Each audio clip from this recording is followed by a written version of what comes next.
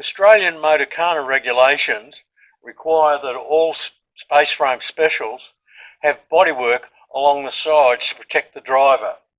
So I've got to make a panel now for each side.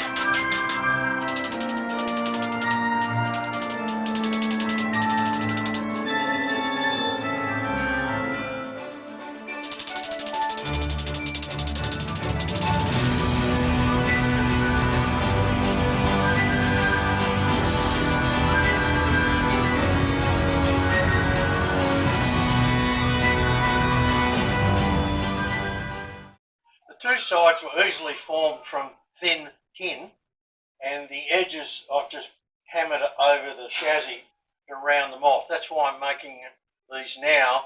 I wouldn't want to do it later on when there was paint on it, because I wanted to roll these edges.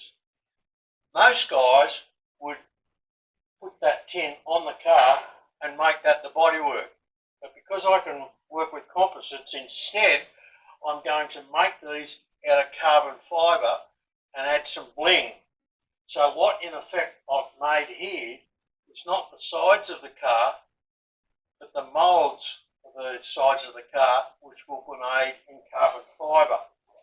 And so what I'll do is I'll lay up these two pieces of tin on the inside with carbon fibre. You won't believe how easy it is to do. I've got to make a firewall to separate the driver from the engine and the fuel tank. So I've cut out the cardboard template in two pieces.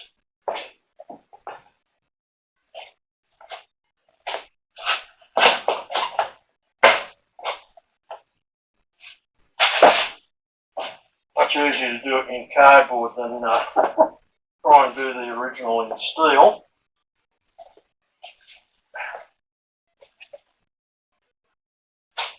It's obviously got to get past a number of brackets that are going in there, but the gaps have to be as tight as you can make them.